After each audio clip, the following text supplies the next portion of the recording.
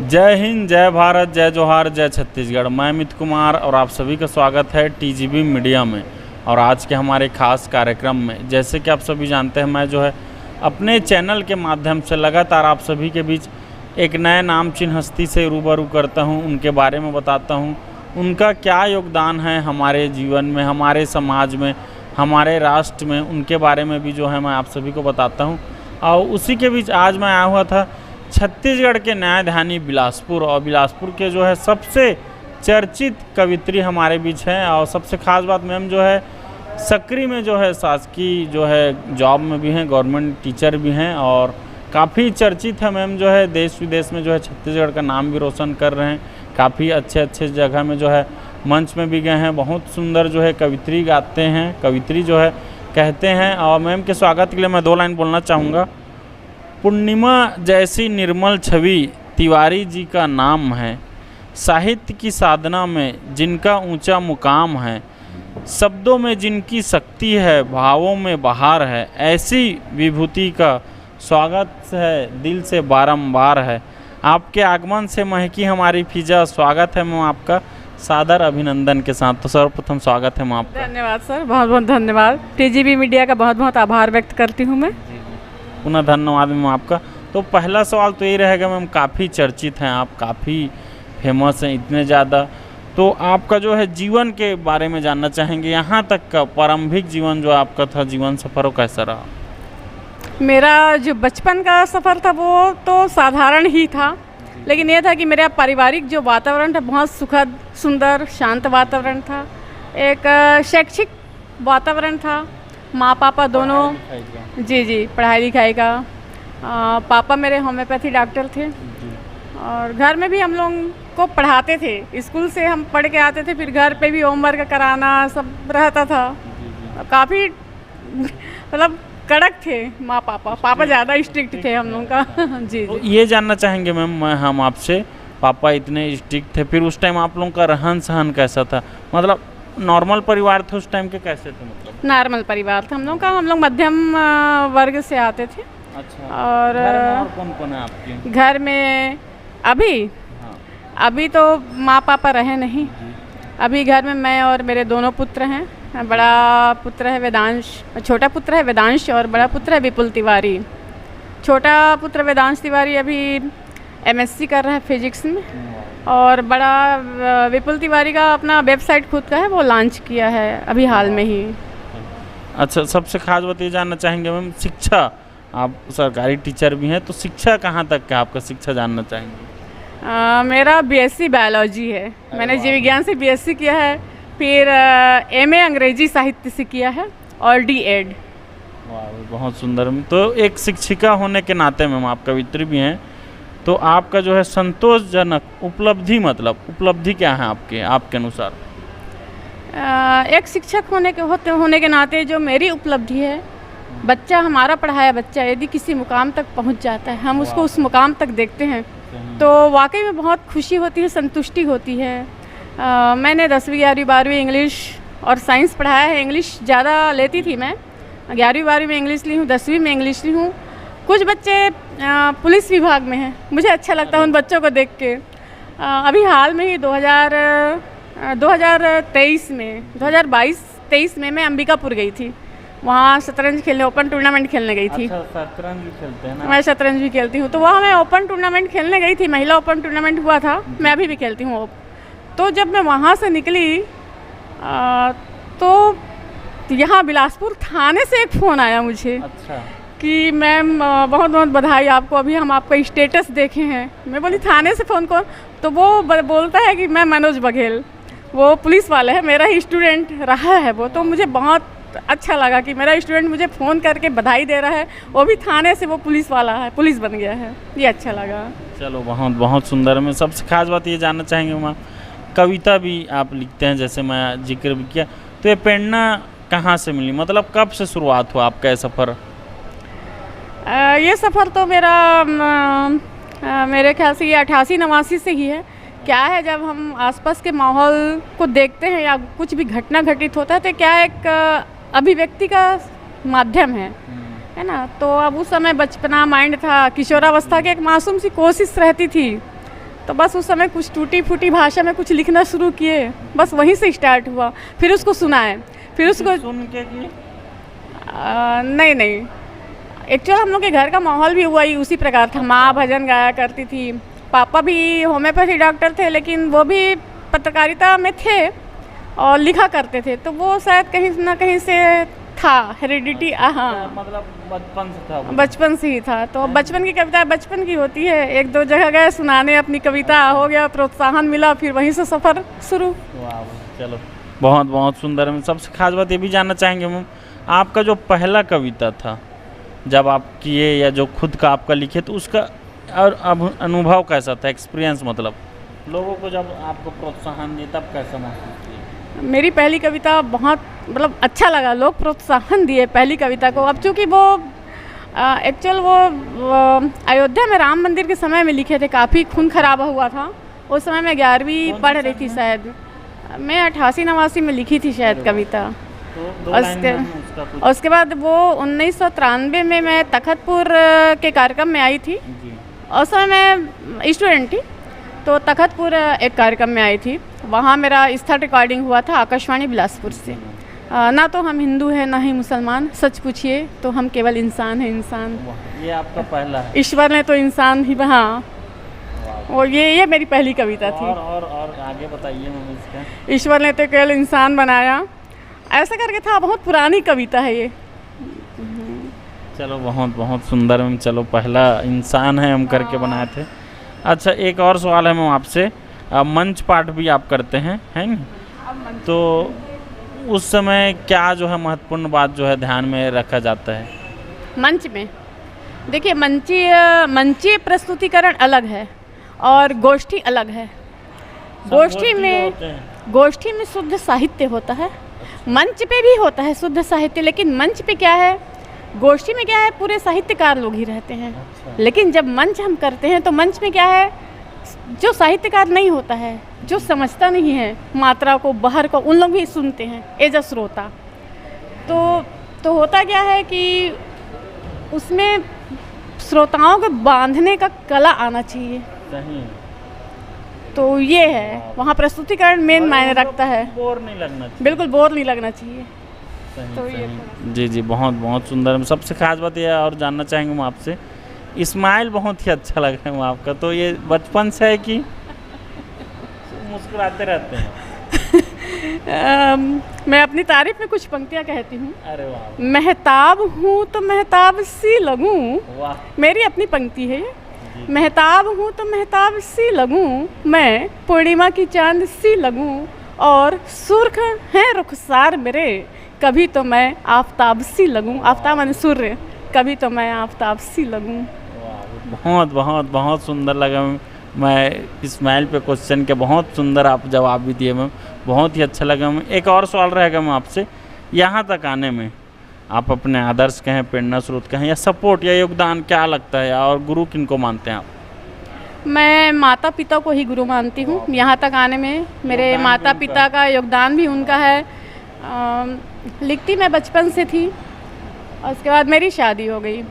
1996 में मेरी शादी हुई। शादी के बाद साहित्यिक सफ़र रुक सा गया था। अच्छा। शादी के बाद लगभग 20 साल तक रुका रहा। शादी के बाद 20 साल तक। अब अलाउ नहीं करते थे क्या ससुराल वाले? अब ससुराल, बच्चे, अच्छा, समय नहीं था मेरे पास में, एक समय नहीं था। उसके बाद जब मेरा बड़ा बेटा बड़ा हुआ, अच्छा। जब वो 12वीं निकला, वो सपोर्ट किया। उसको पता था कि मम्मी लिखती है। एक्चुअल मेरी बचपन की जो डायरी थी वो मैं ले आई थी।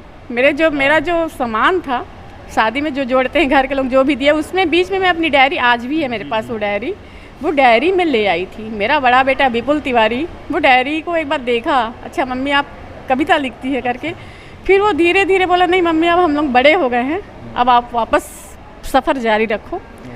तो वही मुझे वापस दोबारा मंच पे लाया। तो अभी वाला प्रेरणा मैं अपने बच्चे को दूंगी, इसका पूरा श्रेय विपुल तिवारी को दूंगी। बहुत सुंदर मैम। तो अभी कब से फिर चालू किया मैम? अभी मैं चालू की हूँ 2015-16 से। और ऐसे बाप रे, मतलब ओवरऑल देखोगे 40 साल हो गए। हाँ जी, बहुत जी। चलो बहुत सुंदर मैम, आपका वो देखिए वो भी अच्छा लगा। इसके साथ साथ रुचि मैम, जैसे आप बताएं खेलकूद में भी हैं, शतरंज में भी हैं आप, कवित्री भी हैं, है नहीं, और कभी कभी देखे भाई समाज सेवा भी आप करते रहते हैं और बच्चों से काफ़ी मेल जोल भी रखते हैं मैम। इसके अलावा आपको और रुचि किस में है, क्या चीज़ करना ज़्यादा पसंद है आपको? मैं शतरंज खेलती हूँ। अच्छा। मैं एक चेस प्लेयर हूँ। शतरंज का शौक बचपन से था। हमारे पापा खिलाड़ी रहे हैं। अच्छा। हाँ, एक समय में वो खिलाड़ी रहे हैं। सीखे थे आप? मैं पापा से ही सीखी, अपने पापा से ही सीखी हूँ। और मेरे पहले गुरु वही थे शतरंज के, मैं उन्हीं से सीखी हूँ। तो कभी हराए उनको? हाँ, हार जीत लगे रहता है। जब सीखा है तो एक माता पिता को अच्छा भी लगता है कि उनका बच्चा उनसे जीते, है ना। माता पिता हमेशा, हम एक माता पिता ऐसे हैं जो चाहते हैं कि हमारा बच्चा हमसे आगे निकले। बिल्कुल बिल्कुल। तो जब मैं मुंगेली, मेरी पढ़ाई मुंगेली में हुई है, तो मैं वहाँ के साइंस कॉलेज से सेलेक्टेड होकर बिलासपुर साइंस कॉलेज खेलने आई थी। ये आई थी मैं वही 93-94 में लगभग तब आई थी मैं यहाँ पर। चलो, ये तो रुचि का शतरंज का बताया मैं, मतलब खेल कूद में ही। इसके अलावा सबसे खास बात ये जानना चाहेंगे महिला सशक्तिकरण पर कभी कुछ कविता बनाए हैं आप, या उनके बारे में क्या कहना चाहेंगे? बिल्कुल, महिला सशक्तिकरण पे कविता मैं लिखी हूँ, और एक साहित्य ही माध्यम है जिससे हम उनको जागरूक करते हैं, है ना। नारी तुम्हें अबला नहीं बनना होगा सबला, जुल्म और अपमान की ज़िंदगी से बाहर होगा आना, बहुत हो चुका जुल्मों सितम अब मत सहो, तुम्हें रानी लक्ष्मीबाई नहीं कोमलांगी नहीं तुम्हें कोमलांगी नहीं रानी लक्ष्मीबाई बनना होगा।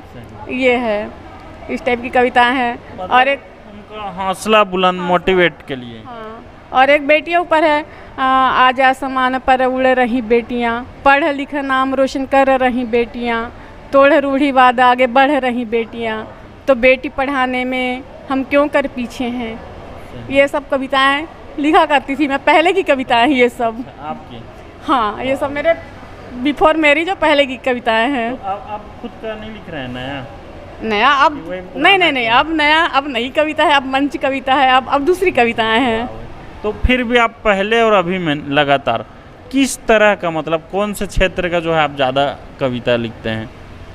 वैसे तो मैं मूलतः श्रृंगार की कवित्री हूँ। मूलतः मैं प्रेम की, सौंदर्य की, प्रेम की कवित्री हूँ। बढ़िया लग रहे हो भाई। तो मूलतः मैं भी श्रृंगार लिखती हूँ, लेकिन क्या है, आत्मा की पुकार है कविता। कभी क्या है, विद्रोह पे उतर आती है। कभी जब हम देखते हैं आसपास की घटनाएं तो विद्रोह के स्वर भी उभरते हैं। ऐसा नहीं है कि श्रृंगार ही, विद्रोह के स्वर भी उभरते हैं और लिखना पड़ता है कभी कभी। ये है श्रृंगार में। तो एक आध दो लाइन सुनना चाहेंगे हम आपसे। श्रृंगार में अभी होली गुजरा है और मुझे फेवरेट पंक्तियाँ लगती है मैं जो अभी ही लिखी हूँ। मैं महावर लगाई हूँ जब पाँव में, मैं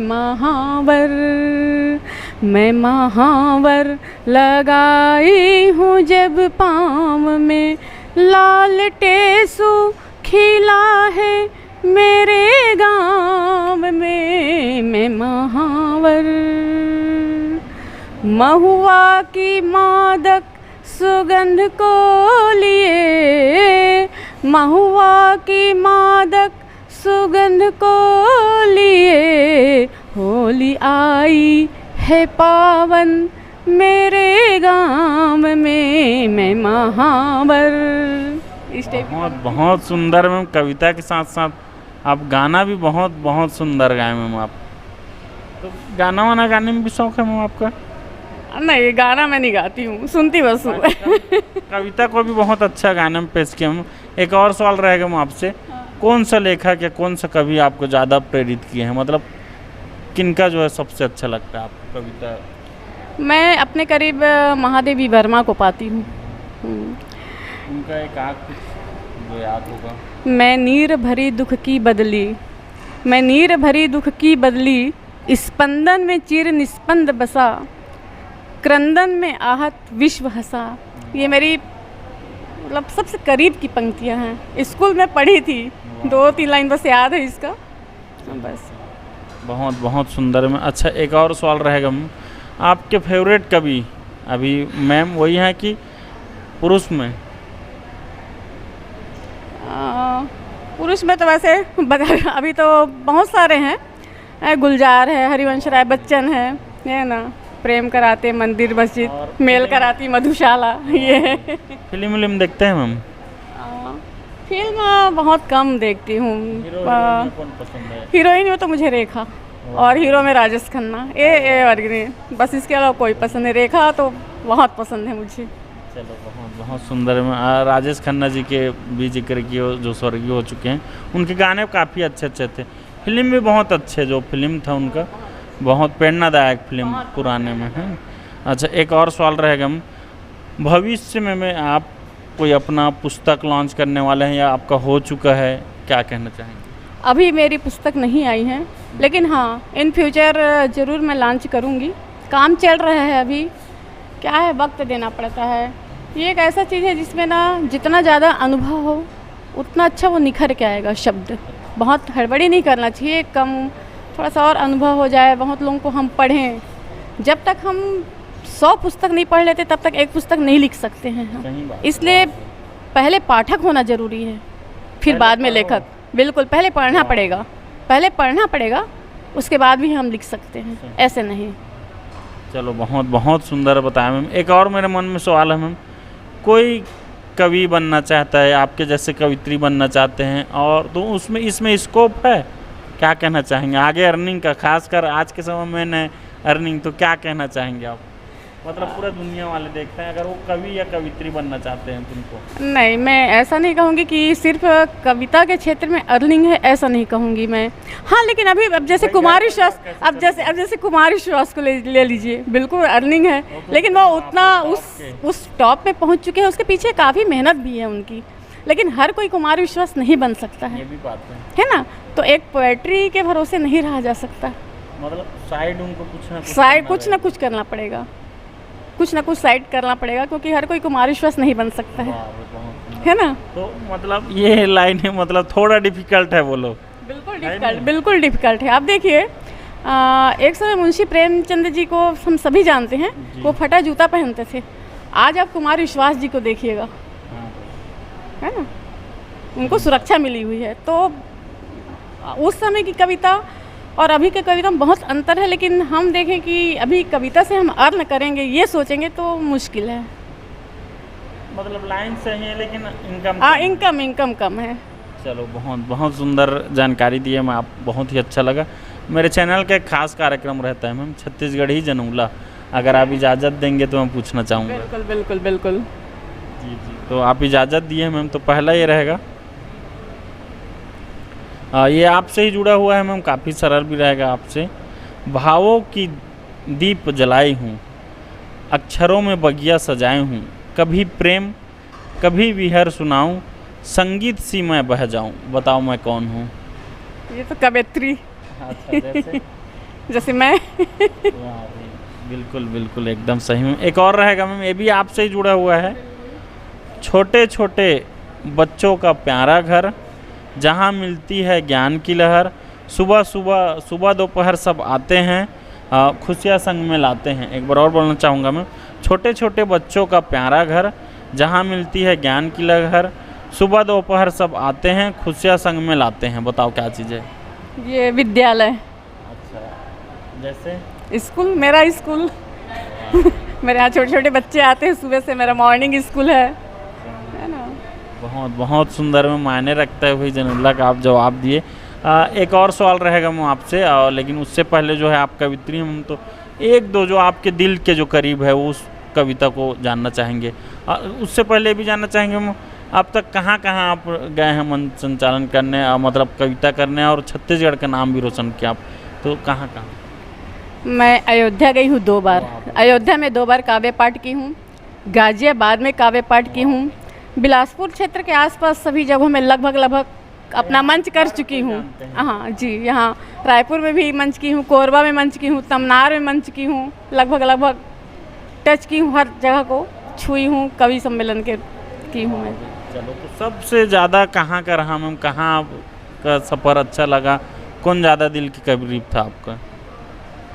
मेरा सफ़र लगभग सभी जगह अच्छा रहा। मैं जहाँ जाती हूँ वहाँ सभी अच्छा मान सम्मान मिला, सब जगह अच्छा मान सम्मान मिला। बहुत अच्छा लगता है जब लोग पूछते हैं अभी जैसे मैं 2023 में गई थी गाज़ियाबाद, वहाँ अनामिका जयनंबर को तो जानते होंगे, एक स्टार कवयित्री है, अंतर्राष्ट्रीय स्तर की कवयित्री है, सौरभ जैन सुमन, दादा हरिओम पवार जी, ये सब थे। इनके हाथों से मुझे वहाँ बेचैन नवरत्न काव्य चेतना सम्मान मिला। बहुत ज़्यादा अपने आप को गौरवान्वित महसूस कर रही हूँ।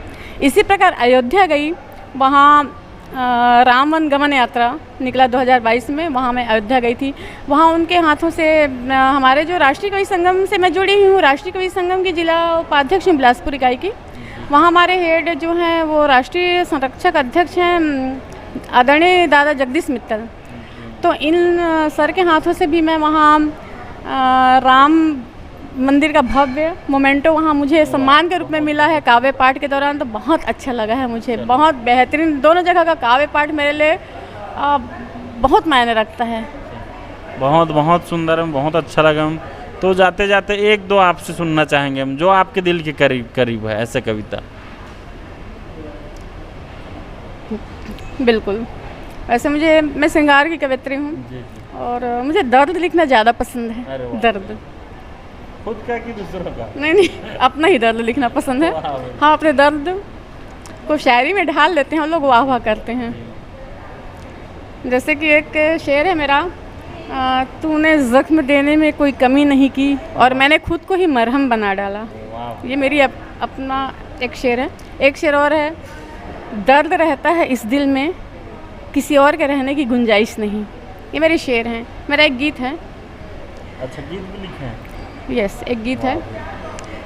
कहो तुम्हें मैं लिख दूं पाती, कहो तुम्हें मैं लिख दूं पाती, क्या मिलने तुम आओगे, झुलस रही हूँ विरह अनल से, क्या पावस बन पाओगे।